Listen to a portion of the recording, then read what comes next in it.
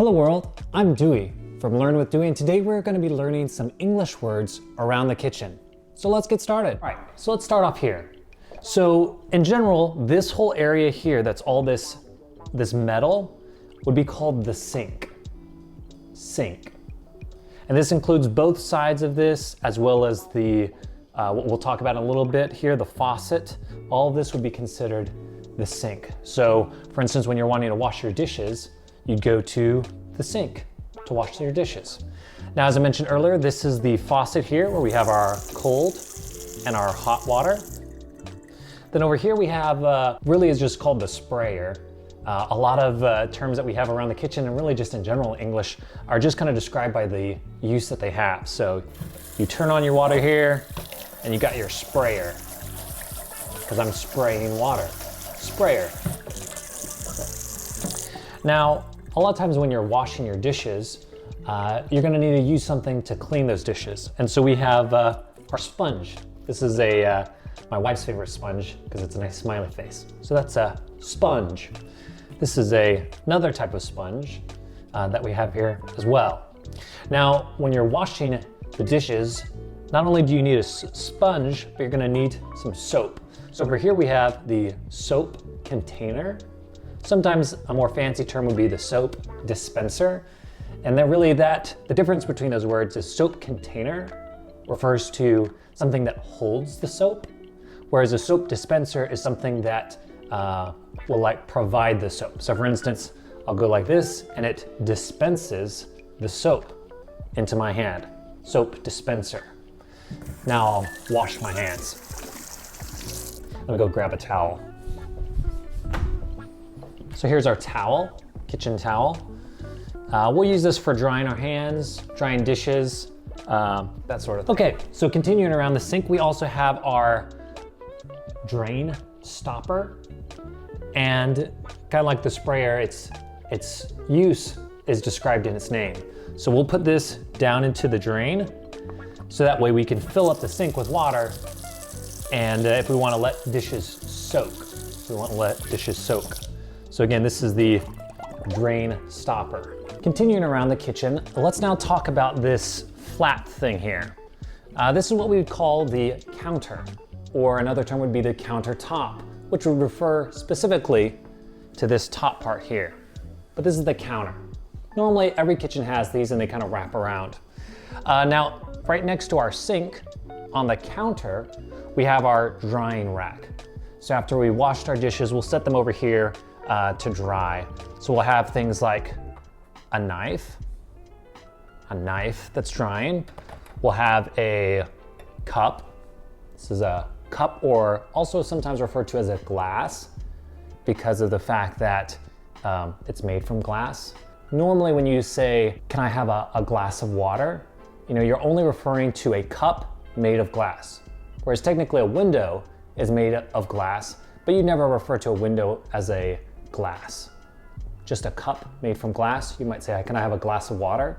Or could I have a cup of water? So in addition to a countertop, all kitchens will pretty much have these up here, which are called cabinets. Now, cabinets is where you store all your stuff, like your cups, your plates. You'll store your bowls for like cereal or soup. You'll have your bowls. Now, another term for cabinets would be cupboard. Now, that's a little bit of an older term, and normally you'd refer to a cupboard as where you keep your cups, and really that's the only place. Like you wouldn't say, like down below, which I'll show you in a little bit, is where we keep a lot of our pots and pans, and you wouldn't really refer to that as a cupboard. You'd really refer to it as something more elevated, where you typically keep your cups, and hence the name cupboard, but we pronounce it cupboard. Now for some of my favorites. These are different kitchen utensils. Kitchen utensils. And utensils is really a term you can use for any smaller object that you use around the kitchen. So let's go through some of these. This is what we call a spatula. This is another really common utensil, and this is called a whisk. A whisk. And like I mentioned before with the sprayer and the drying rack, a lot of these things their name comes from their actual use. So a whisk you use to whisk things. So let me grab a bowl. So example, so here I have a mixing bowl, you might say, and we use that for mixing. Then I have my whisk, and I put the ingredients in here, like the different flour or things like that. And I'd go like this, and I'd whisk things up. I'm whisking things with my whisk, a whisk. Again, a lot of these things that I'm teaching you guys today are really more the common terms for things. So for instance, this is what we use when we're making mashed potatoes.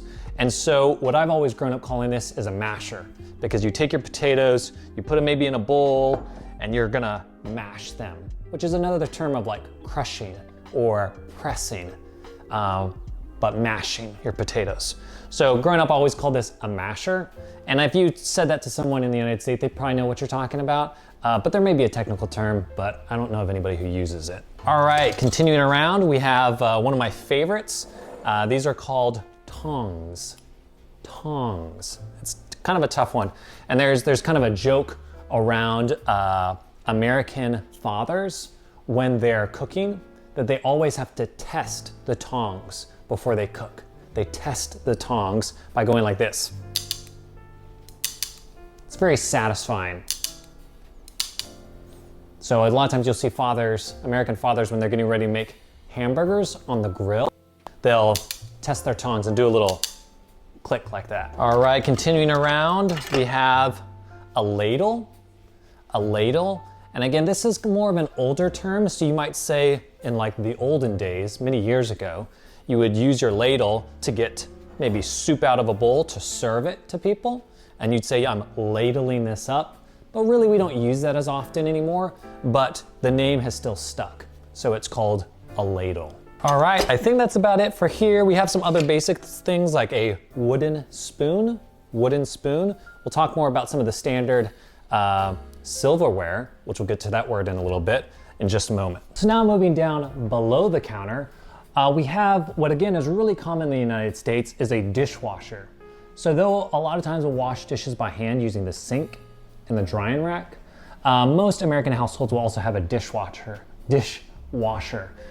which basically is a machine that washes your dishes automatically. So you'll put your plates, cups, and bowls in here, close it up, and it will wash it all by itself. So that's the dishwasher. Sometimes my wife calls me the dishwasher because I wash the dishes. All right, so I mentioned earlier a wooden spoon. And so let's talk about kind of some of the three main silverware that we use here. Now, the term silverware refers to pretty much all three of these and dates back from the days when all these used to be made of silver. Nowadays, these are all made of stainless steel, but we still call them silverware. And so someone might say, hey, could you set the table with the silverware? And that's referring to getting the fork, knife, and spoon and placing them on the table where everyone's going to sit. So that's how you use the term silverware. All right, so first let's talk about which each of these are. So this is the knife. Sometimes we refer to this as a butter knife because the fact it's not very sharp, and you'd sometimes use it for getting butter. Then this is the fork, and then the spoon. And all together, they'd be called silverware. Silverware. Now, in addition to the butter knife, we have a couple other knives. So we have this knife here we'd call serrated. And serrated refers to this section to here where you have like the little notches in there. And that refers to a serrated knife. Another term we might use this is a steak knife, because you use this when you're cutting your steak because it's much sharper than your butter knife. So even though the butter knife has very small serrations, you really wouldn't call this a serrated knife because it's not very big, the serrations, if that makes sense. So you have your steak knife and your butter knife. Then we have over here what we might call a chef's knife. Now, when you get into the technical kitchen terms, there's a lot of technical names for these larger knives. But I just say I'd call this like a chef's knife or a big knife. Okay, so more appliances, which is the term that we use for anything in the kitchen or really the household that are electric and that help you with kind of things around the house. So you have your dishwasher that helps you wash dishes. Then you have your stove, which helps you cook food.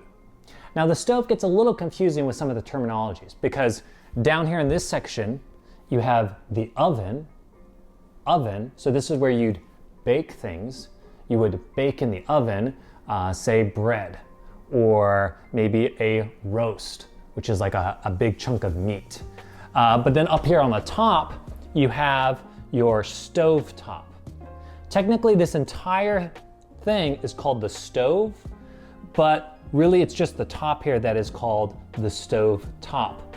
And this is the oven. But if you're like shopping for one of these, you would say, I'm shopping for a stove, as opposed to saying just an oven, because normally these always come together, at least in the United States. So again, your stove top, your oven, but all together you call it a stove. Now, in addition to the stove, let's talk about some of the things around here. So these are how you adjust the temperature of the stove. So you call these like your knobs. These are the knobs on your stove. Now over here you have what you'd call some buttons to adjust like the temperature on the oven below, to set the clock, that sort of thing. All right, so now moving up from the stove, we have up here is the microwave. And this is what we'll use a lot, especially when we're trying to heat things up very quickly, because the microwave will warm things up in just a matter of minutes. So that's the microwave. So next to the microwave, we have what we call our spice cabinet. Now our spice cabinet is where we keep all of our spices, and we'll go through a few of these today.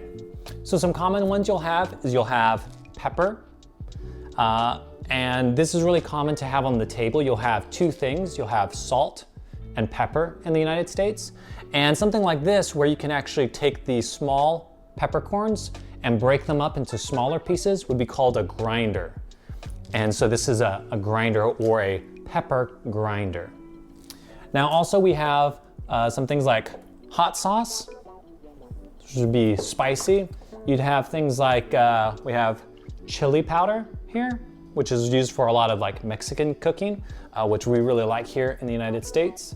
Then we also have some cinnamon. Cinnamon, this is ground cinnamon, so it's like a powder, which is very fine. Then we also have over here paprika, another great seasoning. So that's where pretty much every household in the United States will have a spice cabinet where they'll keep all of their spices. Okay, so now let's talk about some of the things used to cook on the stove here. So first off, we have a pan. This is a pan that you would use. And then we would have a frying pan, which is again, it's similar. This would be a non-stick frying pan because it's made so that way when you're making food on here, it doesn't stick to the pan itself. So this would be a non-stick pan. And then this would be just kind of your regular stainless steel, which again is the material that this is made of, a stainless steel pan. All right, so now let's talk about some of the things that we'll use inside the oven when we're baking. Again, remember in the oven you bake, and then up here on the stove top is you just say you're cooking. So first over here, we have what's called a baking sheet. And I know that's where it can be a little confusing because for instance, if we talk about a piece of paper, sometimes you might call it a sheet of paper, and then you'd call this a baking sheet. So it tends to refer to something kind of flat and thin. So this is a baking sheet. Another name for this would be a cookie sheet because this is what you'd use to bake cookies on. So cookie sheet or just a baking sheet. Now another thing we'd use to bake, this is a muffin tin that we actually just used this morning, and this is where we bake muffins inside of it. And again, this is a great name because it kind of implies what it's being used for. This is a muffin tin to cook muffins in. Now, after you've baked your cookies on your baking sheet, a lot of times you'll want those cookies to cool, so you use your cooling rack. So you'll take your cookies, put them on this rack, and allow them to cool. Now, this technically doesn't apply to baking, but it's one of those things we tend to keep all these large, flat items together. And so that's why I'm bringing up this, which is our cutting board. So we'll use this when we're wanting to take our vegetables and cut them into smaller pieces with our knife that we mentioned earlier.